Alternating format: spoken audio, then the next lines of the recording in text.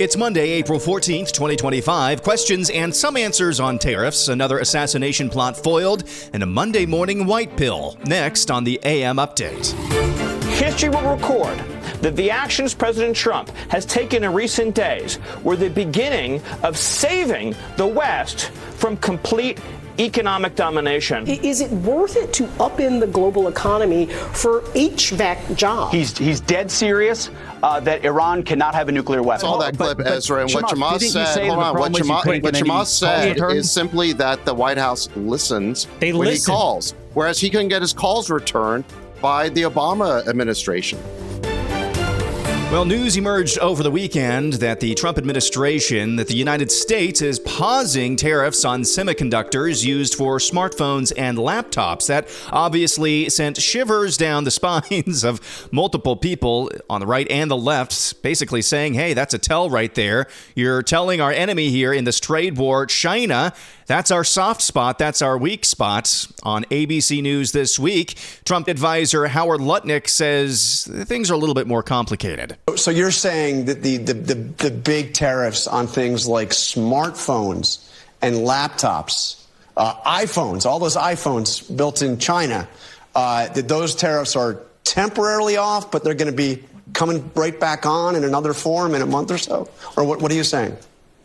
Correct. That's right. That's right. Semiconductors and pharmaceuticals will have a tariff model in order to encourage them to reshore, to be built in America. We need our medicines and we need semiconductors and our electronics to be built in America. We can't be beholden and rely upon foreign countries for fundamental things that we need. We can't be relying on China for fundamental things that we need. Our medicines and our semiconductors need to be built in America. Donald Trump is on it. He's calling that out. So you should understand these are included in the semiconductor tariffs that are coming and the pharmaceuticals are coming. Those two areas are coming in the next month or two. So this is not like a permanent sort of exemption. He's just clarifying that these are not available to be negotiated away by countries.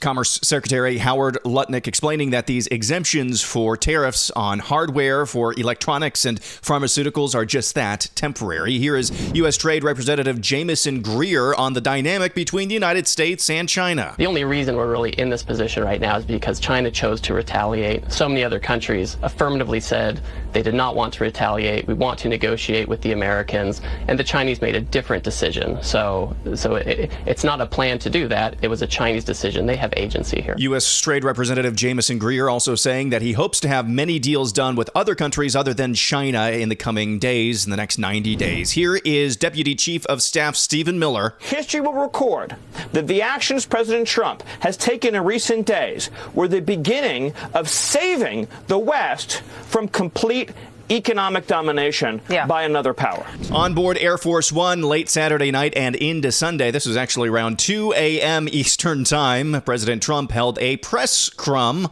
on Air Force One. 2 o'clock in the morning, and he's up talking to reporters on the way back from a UFC fight in Miami. Inflation's dropping. Americans have more money. Inflation's dropping. Americans have more money, and the country has more money. You know, we've been making $2 and $3 billion a day the last couple of weeks. We didn't make that ever, and we're making a lot of money. And then, to be nice, I lowered the tariffs on everybody. But we've been making a lot of money, and it's always been the other way around. Other countries, in particular China, was making a lot of money. In other international news, here is Secretary of Defense Pete Hegseth on ongoing talks with Iran and their nuclear capabilities. I can tell you that President Trump is dead serious on this issue. He's dead serious that Iran cannot have a nuclear weapon. He's said that for 20 years. He's been consistent. That is clear. He's dead serious that he wants it done at the negotiating table. He wants it done peacefully. Yeah. And that's why he's going straight to these talks. He set that deadline. These were productive talks yesterday. I don't want to get ahead of our skis. Steve Witkoff does a fantastic job, but it was a good step, and they're going to go at it again on Saturday. But he's also dead serious that if we can't figure this out at the negotiating table, then there are other options, to include my department, to ensure that Iran never has a nuclear bomb. We hope we never get there. We really do, Maria. But what we're doing with the Houthis and what we're doing in the region, we've shown a capability to go far, to go deep, and to go big. And again, we don't want to do that. But if we have to, we will. That's Secretary of Defense Pete Hegseth talking to Fox News. Back at home, Columbia University graduate student Mahmoud Khalil can indeed be forced out of the country as a national security risk. That's according to an immigration judge in Louisiana in a ruling on Friday after lawyers argued the legality of deporting the activist who participated in pro-Hamas demonstrations at Columbia. The government's contention that Khalil's presence in the U.S. posed a potentially serious foreign policy consequence satisfied requirements for deportation. That's according to immigration judge Jamie E. Comins. Back to White House Deputy Chief of Staff Stephen Miller, who tells Fox News the Biden administration didn't just create a loophole, they created an entire system in order to drive illegal aliens into the interior of the United States. Registered to vote, and it was by design. That's their belief. It is absolutely by design. You've summarized it for your audience perfectly, Sean. This was not a loophole. The Biden administration, Secretary of Homeland Security Alejandro Mayorkas, devised a scheme to fly illegal aliens into the country and then to escort them en masse across the border by the millions and to give them something known as parole, which gives them a work permit, which gives them a social security number, which gives them access to the voting booth. This was the plan all along, to get them here illegally so they can get free government benefits, get hooked to welfare, and be able to participate in American elections. This was an attack on democracy by the Democrat Party. It's the same attack that we see, Sean, when you have California, a sanctuary state, that is refusing to turn over even illegal alien criminals and gang members to ICE. So these are illegal aliens in California who have been arrested by California police, by California law enforcement, for serious crimes, for crimes against children, for felonies, for crimes that threaten public safety, and they are refusing to hand these criminal illegal aliens over to ICE. Instead, they're freeing them back into the cities to offend and offend again. That is Deputy Chief of Staff at the White House, Stephen Miller, again explaining just how the Biden administration created a program explicitly for the purpose of making sure illegal aliens can fly right into the interior of the United States and then start working and voting in elections. Heads have to start rolling. Of course, metaphorically speaking, heads have to start rolling. When is Alejandro Mayorkas going to be put on trial? When is he going to be put on trial? Some of these actors who facilitated the invasion of the United States. Now, in good news, over the weekend, I saw many clips of more dramatic and more forceful ICE, Immigration and Customs Enforcement's actions to deport. I saw one out of Colorado. ICE agents at a demonstration, a pro-illegal immigration demonstration. ICE just rounded up a bunch of people and locked them up. So that's good news, and we're starting to see Immigration and Customs Enforcement get a little bit more forceful and a little bit more dramatic in their actions. A Wisconsin teen allegedly killed his parents to obtain the financial means and autonomy necessary to kill President Donald Trump and overthrow the U.S. government. That's according to federal authorities in court documents. Nikita Kasap, a 17-year-old, was arrested in March and charged with 2 counts of first-degree murder and 2 counts of hiding a corpse, according to the Waukesha County authorities.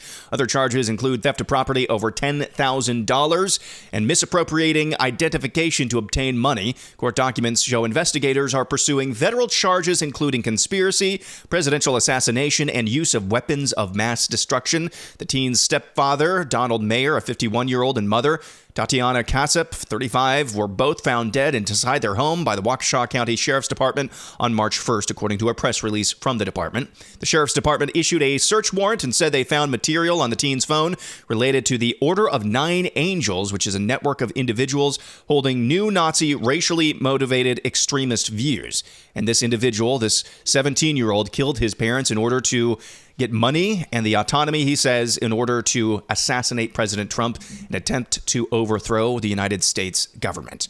Pretty incredible. Another would-be assassin stopped. Finally, before our break, here is a CNN contributor who wants to know if it's really worth it, if this trade war is really worth it. Is it worth it to upend the global economy for HVAC jobs, right? Which is what Howard Lutnick is talking about, that these factories will be largely automated, but then there'll be mechanics who are, I guess, fixing the machines and fixing the robots and the HVAC systems. So they are making big promises when they can deliver. Is upending the global economy. Tell me you don't understand this issue without telling me you don't understand this issue at all. That's not what's happening here at all. I mean, that might be a part of what happens if this is followed through. This trade policy is followed through and you reshore American manufacturing and or other objectives here. If you isolate China and reindustrialize, that might be what happened. But worth it to upend the global economy for HVAC jobs. I mean, that's just simpleton of all simpletons right there. And when we come back, a surprise from the state of Iowa. Just what is it like with the new Trump administration as opposed to the Obama and Biden administrations? I've got a Monday morning white pill. That's all coming up next.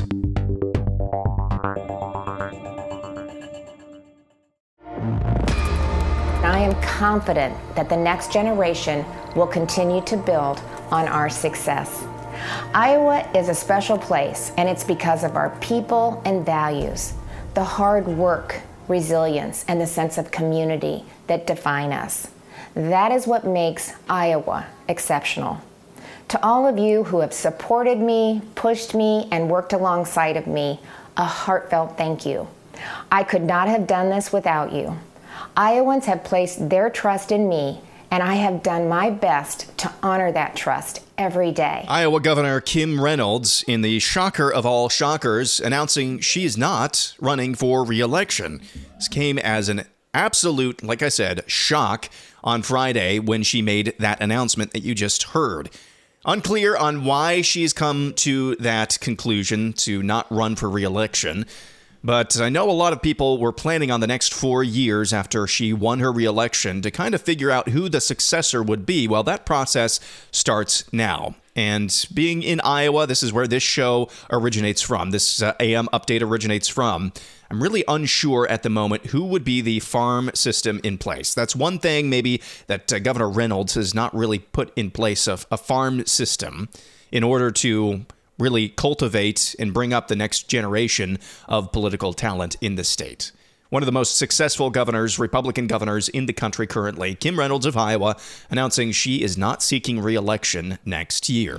A woman who appeared to assault a pro-life interviewer on video was arrested by the New York Police Department. Savannah Craven Anteo said on Instagram she was notified about the arrest of 30-year-old Brianna Rivers, who was recorded laughing after apparently punching Anteo in the head during a street interview in Harlem. I told you about this story last week. Anteo was interviewing people on the topic of abortion for the live-action pro-life advocacy group when she encountered Rivers, who is a vehement supporter of baby murder. After debating the issue for several minutes, Rivers punches Anteo without warning and then walks away. Rivers then yelled, "Suck my you-know-what," to Anteo's husband, who was filming the incident. The 23-year-old pro-life activist suffered a laceration in her eyebrow and posted to social media an image of her bloodied face. The New York Post said neither Rivers nor Anteo responded to a request for comment. And now here's this. The All In podcast is hosted by a number of business leaders in this country, and they have a right-wing bent for sure, but they interview people from across the political spectrum. Well, one of the hosts of that podcast is Chamath Palihapitiya. He has been very, very positive about what Trump is trying to accomplish with reorganizing global trade and reshoring American manufacturing and critical infrastructure.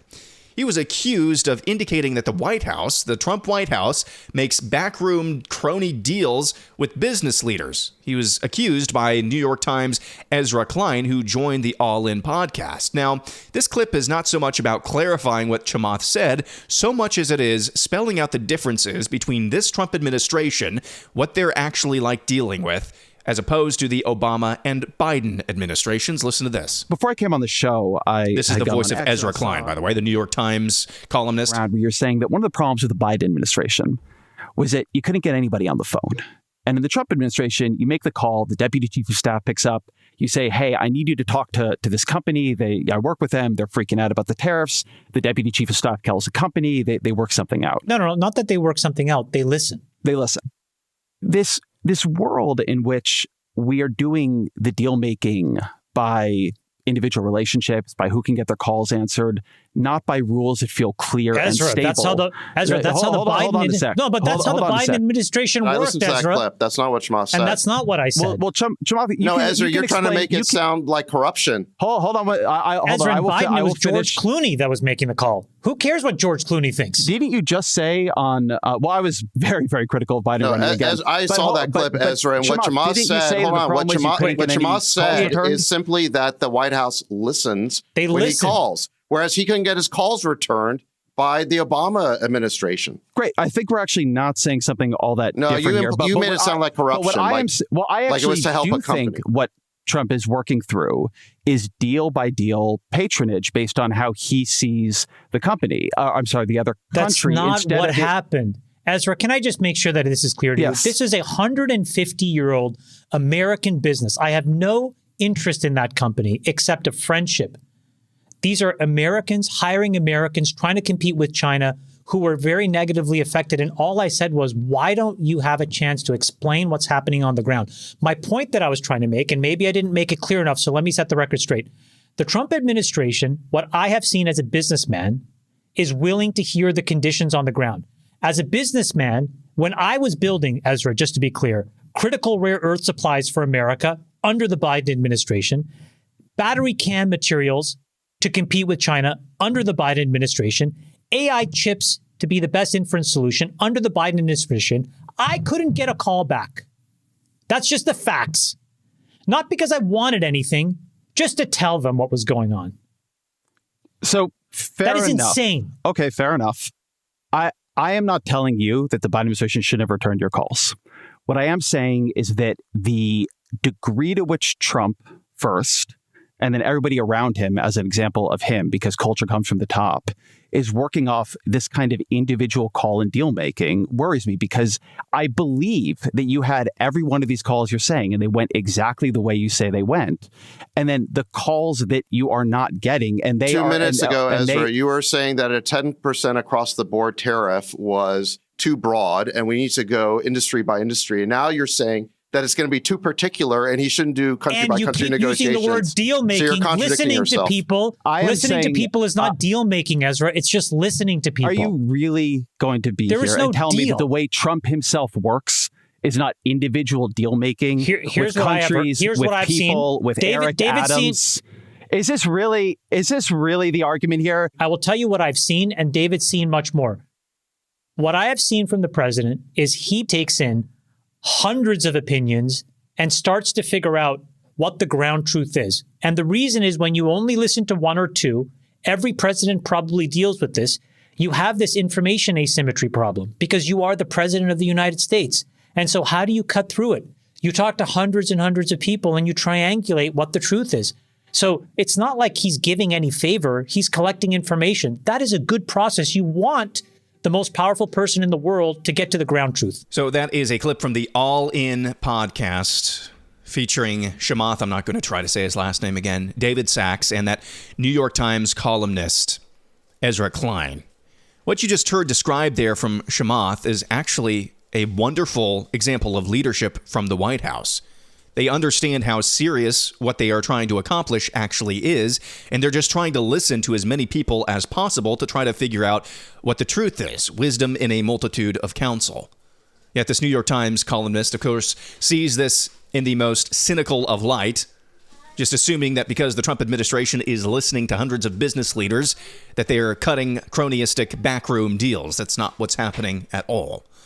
So lest you think that there's no plan, that they're just doing this slipshod, there's one business leader right there, Chamath, who says, no, the White House is actually being very prudent and very careful in the way that they are crafting policy and making sure they're actually understanding on the ground how this is affecting businesses. So that's good news. When we come back, a Monday morning white pill. It's coming up next. And finally, air analysis, some more maybe good news. What is a white pill? Well, a red pill is the pill you take to escape the matrix. The blue pill is the pill you take to stay comfortably numb within the matrix. A white pill is just a pill you take to understand reality when reality is actually good and there are good trends. I found this follow, and he's a wonderful follow so far on X. It's at Says Simulation, but he goes by the name Labrador Skeptic. The Last Hope of the West and the Fertility White Pill. I want to read this thread. It's a couple of years old, actually. A couple of years old. But I think it's fascinating nonetheless. Some good news, a white pill for your Monday morning. Here's the thread. Quote, as fertility declines in the U.S. and Europe, it is only the conservative heartland culture that wants to preserve Western civilization and is also reproducing in sufficient numbers to do so. There's nothing subtle about this map of white fertility rates. The Democratic strongholds are dark green, with far below replacement fertility. All of the high birth rate areas are Republican states in the Midwest, Plains, South, and Intermountain West. It gets better. A number of studies have shown that conservative fertility rates are much higher than liberal fertility rates. So each state really has two different fertility rates, a higher one for conservatives and a lower one for liberals. Now, Labrador Skeptic has attached various maps that illustrate what he's talking about in this thread with data backed from the federal government. Moving on, it gets much better. A number of studies have shown that conservative fertility rates are much higher than liberal fertility rates. So each state really has two different fertility rates, a higher one for conservatives and a lower one for liberals. A 2020 national exit poll by CNN showed that parents with children 18 and under, the younger fertile group, 62% voted Republican, while only 37% voted Democratic. Those parents were 68% more likely to vote red than blue. The total fertility for whites was estimated by the CDC to be 1.67. So a little algebra shows us that the red fertility is about 2.03 children per woman, and the blue fertility rate pre-pandemic is about 1.21 children per woman.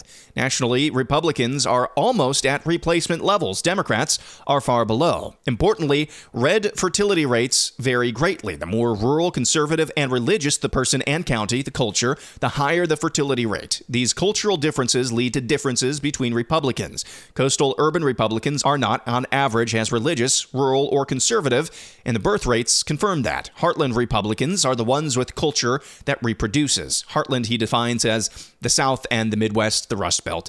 Adjusting the map for Republican percentages, Republicans are not at replacement level in dark or medium green states, the liberal states. The light greens are around 2, and the medium blue and dark blue are above replacement level. Those on this map would be North Dakota, South Dakota, Idaho, Utah, approaching replacement or above replacement levels, Mississippi, Arkansas, Oklahoma, Iowa, Kansas, Nebraska, and so on. This information is confirmed by the study shown in the following graph. This is a graph from the Center for Family Studies. Liberal and conservative fertility used to almost be identical. They began to diverge in the 90s as the Democrats moved hard left, even while church attendance was falling rapidly.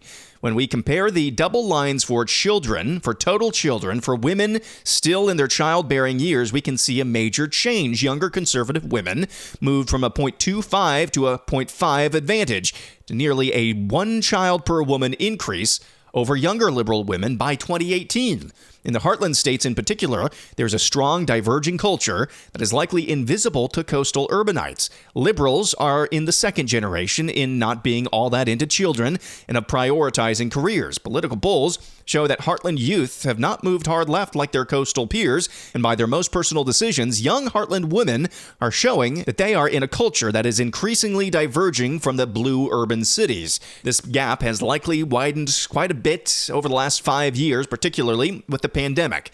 The Democrat women closed it all down, masked and avoided contact, and went into a paranoia rampage that some are still on. Add in the childbearing losses to higher rates of abortion and gender sexual confusion. I'm guessing fertility is below 1 per woman, the equivalent of the worst European or Asian nations. That would be the liberal women. In the Heartland, however, we're seeing a second-generation divergence where children raised in families that loved their country, loved children, and value the family are having their own children, and they are doing that at about 2 times the rate. In spite of the media and these crazy times, tens of millions of conservative Heartland women are casting the ultimate votes and are devoting their lives to responsibility, giving, and love instead of wokeness, self-indulgence, and narcissism. The Heartland's culture is unique. It is the only large group of people, 100+ million, of European descent who are not in rapid demographic decline. While of the West, this culture is also distinctly non-European. It's uniquely American. The impact of the heartland culture can also be seen with minority fertility. It turns out that black women don't have children at replacement levels in the big blue states, but they love to have them in the heartland. Hispanic women also do not reproduce at replacement rates on the coast or in the toxic big urban areas, but they love to have kids in the healthier heartland culture, particularly in the Louisiana to Kentucky area, as well as the plains. As it turns out, whether white, black, or Latino, liberal people living in overcrowded, expensive, and crime-ridden big cities tend to not have children, and conservative religious people living in safer, lower-cost, less crowded areas do. When the true picture is seen, then the widespread myth can also be seen. White America is showing as being irreversibly in decline, demographically doomed, but that's simply not true. Liberal whites are indeed in a death spiral. Conservative white America is doing just fine, the best in the West. We are also told an even bigger lie. Whites are doomed by demographics to be a minority in the U.S. This is nonsense. At about 2.03 fertility rate, conservative whites are reproducing faster than blacks as a whole, 1.82 children per woman, and are about equal to Hispanics as a whole, 2.06 per woman. True demographic destiny, if current fertility rates hold, is that heartland culture becomes dominant. Hispanics reproduce at an equal rate but do not overtake. Liberal whites disappear, and the black population slowly shrinks.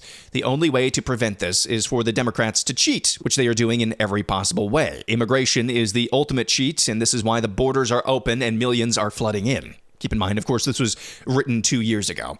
Since white conservative children are almost 70% more numerous than liberal children, and likely to be 100% more common soon, the Democrat teachers are trying to capture our kids' minds and poison our children against us. The hard-left Democrats are in a demographic death spiral, but being the controlling and vicious people they are, they're trying to destroy the white conservative culture before they go, and while they still have the numbers to do so. Part of this attempted destruction is the attempt to control the flow of information and convince the heartland culture that we have no hope, even while continuously insulting us as hicks, rednecks, etc., and part of the right is helping with this. We are strong, we are winning, we just have to keep the faith. Seal the borders and take back our schools. None of those are impossible, so long as our leaders come from within our heartland culture. That is a mega thread from an account named Labrador Skeptic, written about 2 years ago. I think it's incredibly fascinating. It is a white pill. And I've always wondered, when you take somebody like George Soros, why do you underwrite the destruction of cities by supporting corrupt and just totally law agnostic district attorneys? What are you hoping to accomplish by unleashing hell on earth in the cities? The same questions I've had about immigration. This is obviously a huge problem. You've got backups of millions and millions of people who do not share our country at the southern border. This doesn't really do. I understand the argument, you bring them here to vote. We heard that earlier in today's program with Stephen Miller. Of course, you do that. But why the urgency? Why so many of them? Well, I think that thread actually spells it out perfectly. If demographic trends hold, then your enemies will outnumber you within a generation. Speaking, of course, from a Democrat left-wing perspective. That is existential. And that's why they lie. That's why they cheat. That's why they try to bring in hordes of illegal aliens to overwhelm the people who love this country the most and want to hold on to this country and pass it on to their children. That's the true reason why they do it. They don't do it out of a position of strength, but of weakness. Open borders policy is not a position of strength. It's a position of lashing out from weakness because you see the writing on the wall. It's a Monday morning white pill. We'll be back at it again, hopefully, tomorrow. I'm Aaron McIntyre, and this is the AM Update. So I said on Friday's edition that we were planning on doing No Suck Saturday on Saturday. We were planning on taping that Friday night, but the flu actually made its way through our family once again. I think we've had influenza A, B, C, D, E, F, and G so far this year. As of this recording, I've actually escaped this round of the plague. So that's why I said hopefully I'll be back at it again tomorrow. If I make it through Monday with no symptoms, I think somehow, some way, I actually avoided this round. Hope you have a wonderful Monday.